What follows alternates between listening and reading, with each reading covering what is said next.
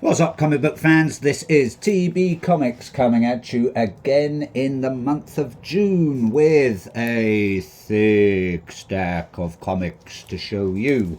I hope everyone out there is not melting too much. Lovely thunderstorm down here in the southeast of the UK last night. That woke me up. Lovely. And yeah, it's a nice scorcher of a day. But enough of the weather update from me. Let's get stuck into some front covers. And we're going to head over to Bad Idea for Megalith, the Olympus Saga, issue number 2. This is coming from Kint, LaRosa and Martin, so thank you very much, creative team. All about a giant kaiju type creature that has landed somewhere. I think it might be Baltimore or Delaware or somewhere like that. Definitely not over here in the UK anyway. We never get anything like that good happening. But anyway, that cover there is coming from Luis LaRosa, and it is cover A. So thank you very much. Looks like we've got our giant kaiju there walking through the streets, destroying some buildings. Who knows where it appears from? Who knows what its intentions are? Is it to seek out peace or to destroy everyone? Not sure who that is in the background. Maybe it's the person that's controlling it.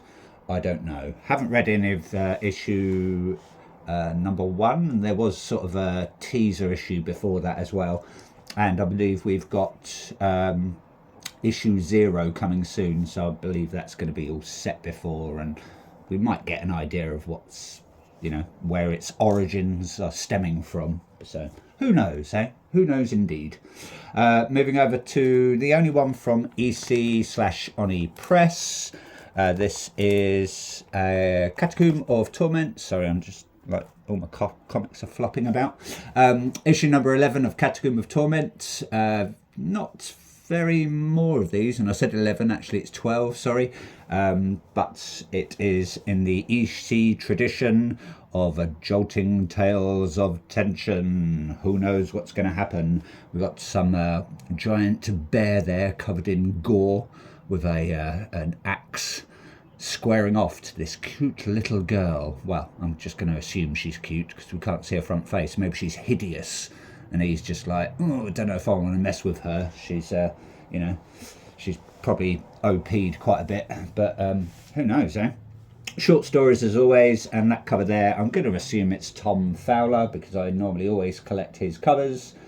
And yes, it is cover B, Tom Fowler. You wouldn't want to go to that fairground, would you? Moving on to the only one, I believe, from Boom Studios. We have Hello Darkness. This is cover C, and it is issue 22, sorry, and that's coming from Citria. So thank you very much, Citria. Looks like we've got some... just some like a little maiden there walking through the woods, and it looks like she's lopped off someone's head. Could be her own head maybe, and that's been replaced by some sort of demonic head. I think there's a few eyes in the background there just watching her. Maybe they're wolves, or they could be just like little glow bugs, so you never know. Again, short stories as always. Not sure how many more issues we're going to have of Hello Darkness. Hopefully it's going to be a long continuing run. But we shall see. So if you like short stories, some of them are pretty gruesome. That's really, really good. Same sort of vein as the EC comics, so well worth a pickup. Especially if you're a short story fan.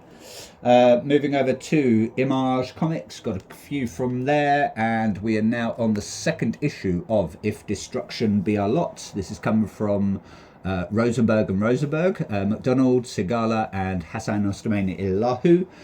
Got a lovely front cover there of Abraham Lincoln piloting some sort of craft maybe, or maybe a giant robot, because I know that this is a lot about robots. That cover there is coming from... that's cover B, coming from Cliff Chang. So thank you very much, Cliff Chang. Appreciate that. Lovely artwork there. Still waiting for my, I think it's like my 1 in 20 variant, I want to say. It's like the book cover variant, so with Abraham Lincoln trying to cover up a woman's nether regions. So yeah, fingers crossed I'll get that soon, but I'm not going to sweat it if I don't, you know, it's only on pre-order. Moving over to the new release of The $1 Trillion Kid, part of the Ghost Machine universe and the Family Odysseys. Also, The Unbelievables. I believe this is a 4-issue run, and this is part 1 of 4. We've got our $1 Trillion Kid there. Don't know his real name yet. I haven't really dived into too much about it. I just pick up anything from Ghost Machine. This has come from Johns, Tomasi, Simone and Lee. Thank you very much, creative team, as always. Like I said, it's part of the Family Odysseys series, so it'll be tying in a bit with Rocket Fellas and I believe Hornsby and Halo.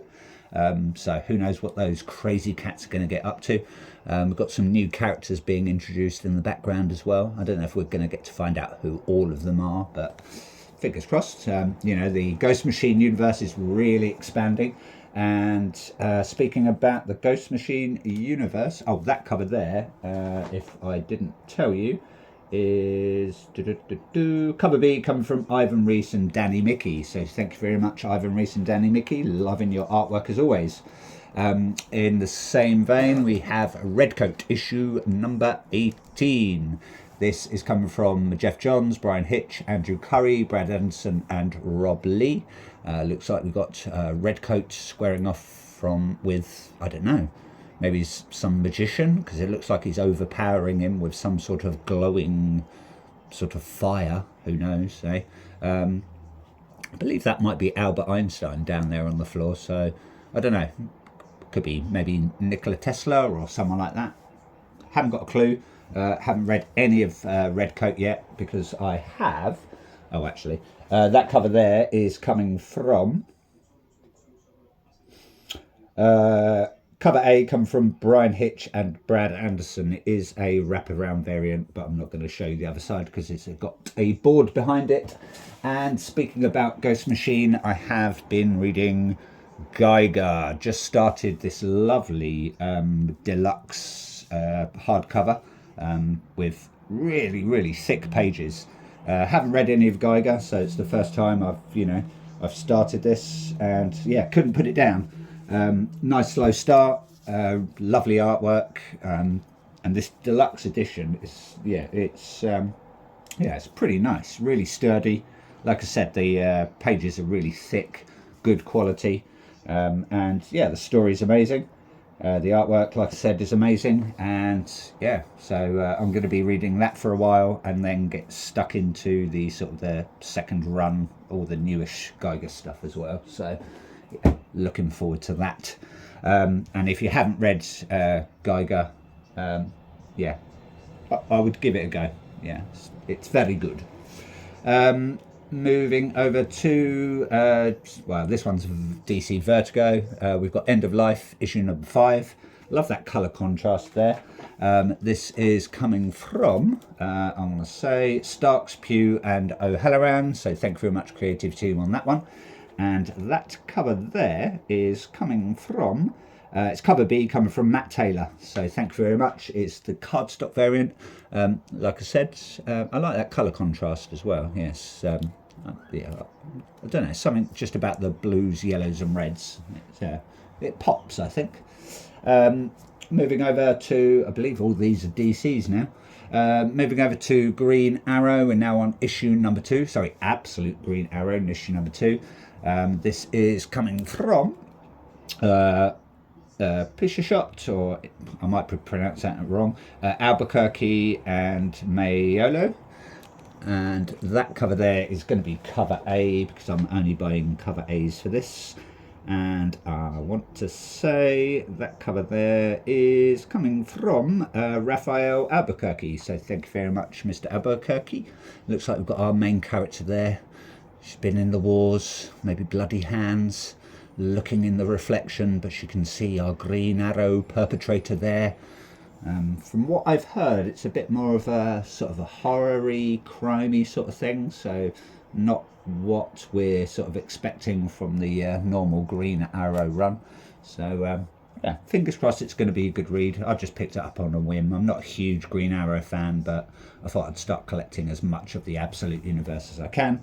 And speaking of Absolute, we've got Absolute Flash. We're now on issue number 16 there, and I believe we've got, I want to say, Gorilla Grodd in the background, because it can't be Mala, because he's not wearing a beret. But I didn't know that Grodd was green, but you know, this is Absolute. This is coming from Lemire, Henning and Lucas, so thank you very much, creative team. And that is cover A, and that will be coming from Nick Robles, so thank you very much, Nick Robles. So who knows what, I think it's Wally West in this, haven't read him yet, so who knows what Wally West is going to get up to. Looks like he's speeding through something. We've got maybe some other characters there, some weird little green monkey thing as well, so maybe that's his little companion or mascot, or I don't know, but I will do once I've read it. Moving over to DC Next Level, we've got Deathstroke the Terminator. We're now on issue number 4. The family that slays together stays together. So I believe that'll be his daughter in the background there, the one with the, I think she's got precog abilities from what I can remember. This is coming from Fleeks, Di Giamenico and Placienza. So thank you very much. And that will be cover A. And that is coming from, where are we? Carmine Di Giandomenico. So thank you very much, Carmine. Appreciate your artwork. Who knows what's going to happen to Slade Wilson. Still with DC Next Level, we've got Lobo. We are now on, I think this is also issue number 4 there. Lovely cover from Lee Bermejo. This is coming from Young, Corona and Bolio. Looks like Lobo's having some plumbing problems there with some sort of squid-like tentacle creature. You know, it's just, you know, how are you supposed to go to the toilet with that, like, sort of clogging your drains, you know? I think Lobo would make a good plumber. Not a Mario brother plumber, but, you know, he'd probably demolish your toilet, so you wouldn't have much of a bathroom left, but he'd get rid of the problem in the meantime. Moving over to Absolute Batman, we have issue 21 now, so we have now been introduced to Two-Faced and Absolute Penguin. Got cover A there, bought 2 of those because I'm always buying a read cover and a keep cover. Nice cover there coming from, well, this is actually Snyder, Dragotta and Martin. I think it was Dragotta that sort of took a little break and now he's back. That cover there is coming from Nick Dragotta, and I also got the nice cardstock variant with Absolute Penguin on that one, and that is coming also from, that's cover C, also coming from Nick Dragotta. I like the black, whites and greys with just a tiny touch of colour here and there, so yeah, really nice. I still run this town. Don't think you do, Penguin. Sort of, you know, Oswald, you don't run this town, not at all. You can kid yourself as much. He's looking very gangster as well with his gun crutches and his chains. So, but yeah, fingers crossed it's going to be a good read. Can't wait to get stuck into Absolute Batman at some point.